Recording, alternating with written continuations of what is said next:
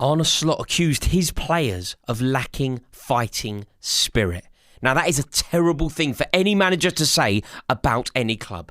But the Liverpool manager, think about Liverpool. Think about Liverpool Football Club. Think about Liverpool, the city. Think about what that club and city represent. That liver bird upon your chest is almost a symbol of fighting. Fighting to the bitter end. Fighting for what you believe in.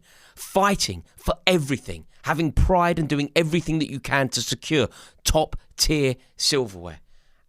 And suddenly, you have a situation where the manager of the club is admitting that his players are lacking fighting spirit in one of the most crucial matches of their season against one of the biggest, most reputable clubs in the country, a modern-day rival of Liverpool.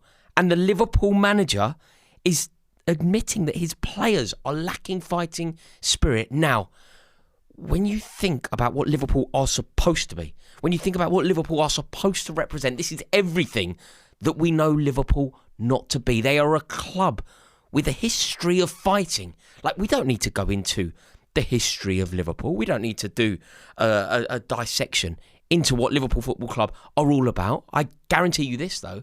Anyone with even the most meagre comprehension of what Liverpool Football Club and the city are all about will understand that they are supposed to be fighters.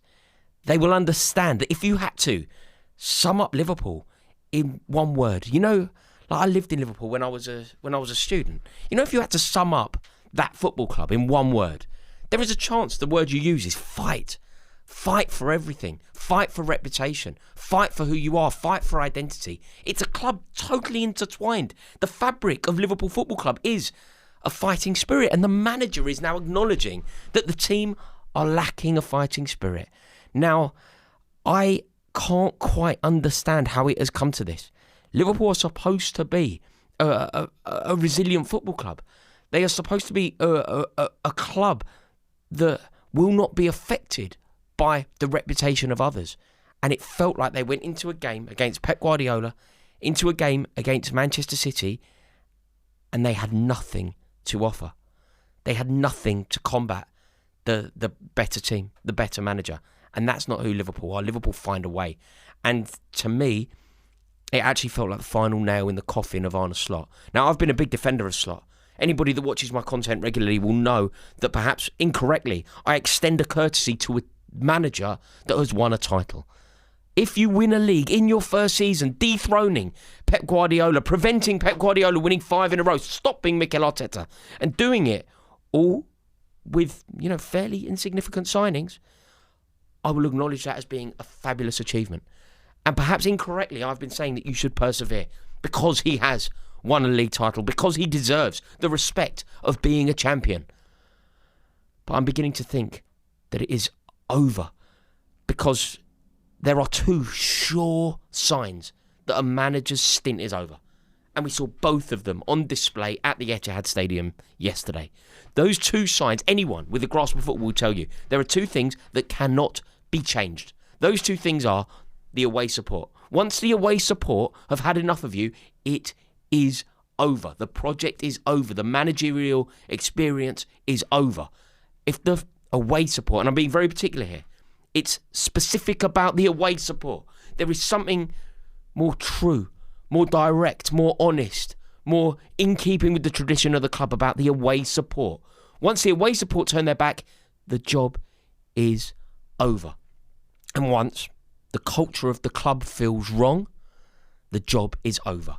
And Liverpool Football Club, we're talking about the culture of the club here. I'm talking about the fighting spirit.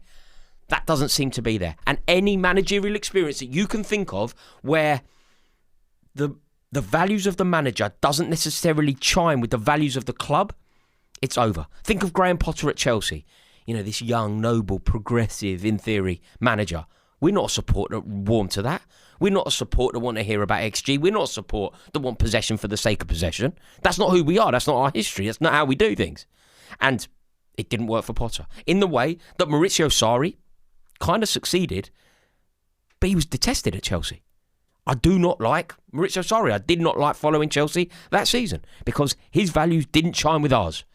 And there are more examples Unai Emery at Arsenal is an example. Ruben Amorim, despite being abject. Ruben Amorim at Manchester United is another example. Thomas Frank at Tottenham is a great example. And I'm beginning to think that Arne Slot at Liverpool is an example of this. The away support turning was huge. And the admission that the culture is clashing. By the end, Liverpool took 8,000 fans, across the M62. 8,000. Big numbers, right? Proper big numbers. Liverpool's away support we don't need to go into. But they take volume. They're passionate. They're loyal. They're almost a little bit Man United. They won't want to hear that. They're a bit Man United. They're kind of blindly loyal. They protect their own.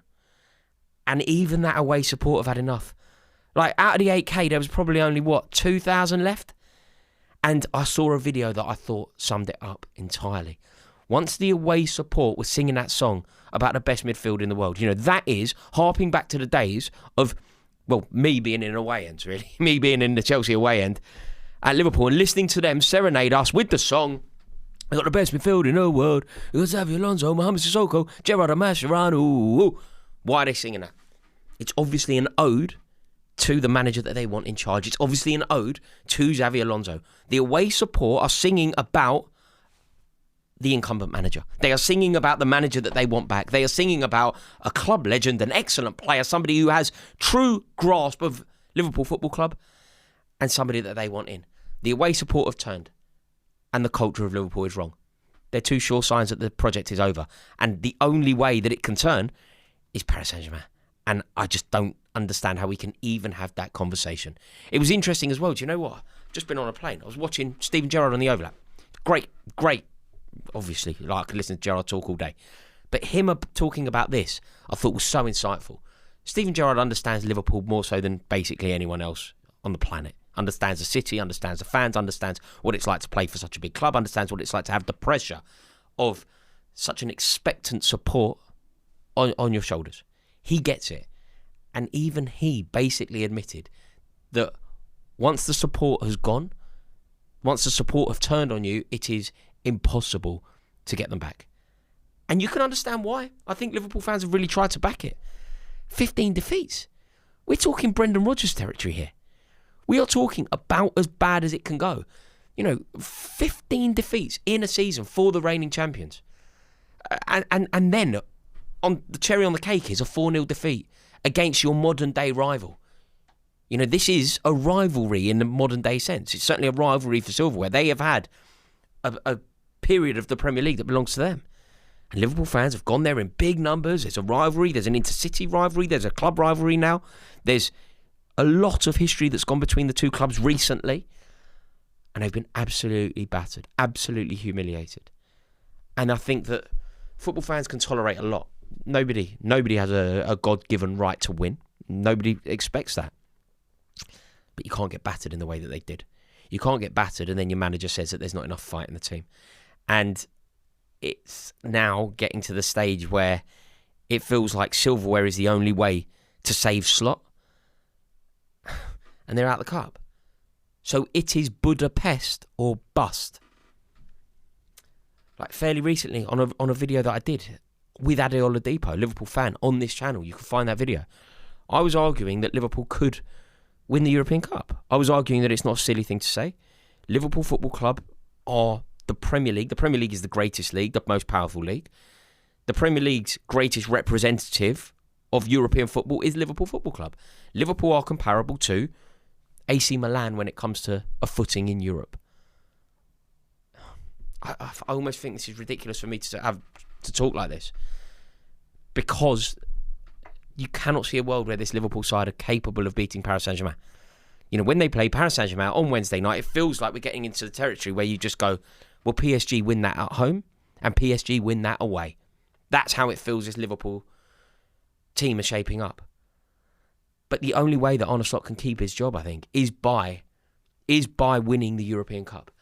And to even dream of talking about Liverpool winning a European Cup feels ridiculous, because that performance that we've seen from them recently in big games, pitiful. And it's not Liverpool. It's not losing with your head held high, the Mourinho at the Emirates. It's not losing like that. It's losing with a whimper. It's sort of submissive, like a bit spineless. And that's just not Liverpool. You know, being thrashed by Manchester City in the Cup when you sit, fifth in the league? Probably not going to qualify for the Champions League the way things are going in the league. 20-odd points behind Arsenal at the top of the league, who Arsenal aren't great. I don't know. It just feels like this is over for Slot. And playing the best team in Europe, playing the best manager in the world at the moment in Luis Enrique, you just can't see a world where Liverpool are going to be able to do it. You know, they were completely outclassed, weren't they? It was men against boys. You know, Liverpool had their moments, and maybe you could argue that it would have been different if Salah had scored that chance early on. Great block by Kushnerov, by the way. But had that hit the back of the net, maybe it could have been different. But it didn't, and then there was only one winner. And perhaps that is a sign as well, which is... Earlier in this video, I was talking about words that sum up Liverpool, right? I said fighters. That was the one I amplified. But I also think I mentioned the word resilient. There is something so unresilient, flimsy. They wilt. They don't have any resilience. So, yeah, they played quite well in the first half. Wirtz was looking all right. You know, he was going okay. Then they find themselves a goal down. Then they find themselves 2 goals down. And then it's over. What about great Liverpool comebacks of a golden era? They're a club, if you're my age, what you associate with comebacks. You think about Michael Owen in Cardiff. You think about Steven Gerrard at the Ataturk. You think about Liverpool coming back. That's what... You see what I mean? It's just not them, is it? It's just not them. Because as soon as they suffer any kind of setback, which they did in this game, the game was over.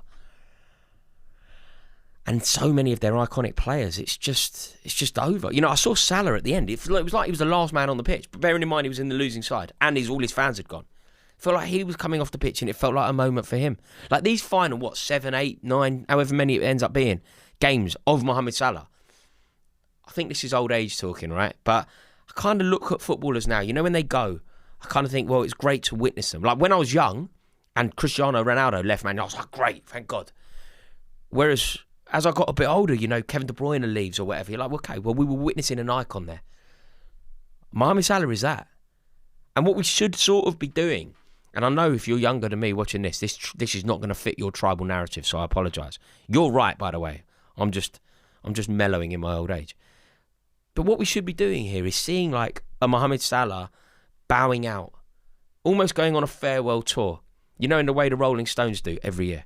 Just having his moment. And it's not that. There's something horrible about watching Mohamed Salah kind of traipse around, struggle, missing that penalty. You know, he's not the only one, by the way. You know, I thought Virgil van Dijk, Konate. Van Dijk gets away with it. Van Dijk's entire thing is built on reputation. Nothing is built on form. His stature is not built on form at all. And then you've got Szoboszlai at the final whistle. Sort of having a pop at the remaining fat. Now, Szoboszlai has been a standout player for Liverpool this season. But I think he needs to be having that conversation in the dressing room, not the away end. You cannot have the audacity to go and have a pop at the away end. If it looked to me, I don't know, but it looked to me, it was like, kind of like, where are you? It's like, mate, where were you? You cannot expect Liverpool fans to stand in that away end at 4-0 down, watching Man City fans do a Poznan. It's embarrassing. I'd be gone, right? People like to have a pop at this. I'd be gone. I totally empathise with any Liverpool fan that was back at Lime Street Station before the game was over, because that's where I'd be. It just feels like a mess, doesn't it? You know, the disconnect between the players and the manager, the disconnect between the players and the fans. Szoboszlai going over. You know, the fans booing, singing about a different manager. Szoboszlai having a pop at there. It just feels like a complete mess. And sometimes the only way that you can solve it is in a new direction. Even with success, I think you still possibly need a new direction. And it did feel like a symbolic game, that battering at the hands of Guardiola, battering at the hands of Haaland, watching the City fans do the Olays with about, half hour to go? Hey, like, you can't have it. You just can't have it, especially if you're Liverpool. So I do think it's over. And it's perhaps over even if they win silver. Now, he goes down as a legend if he does that. League, then European Cup. But I guess we will cross that imaginary bridge when we get to it. Because it just feels over. PSG or bust. It's all about Paris Saint-Germain. I can't see a way out of this for Slot. I mean, it could well be a situation where the king is dead. Long live King Alonso. Thank you so much for watching this video. Really interested to hear what you have to say. Hope you've enjoyed it. They're my thoughts on the matter. They're my thoughts on what's going on the COP. Let me know what you think of the points that I've raised in this video. If you've really enjoyed it, please give it a like. Please do click subscribe. I'd love to welcome you into this community, and I look forward to seeing what you have to say in the comment section below. Ta-da!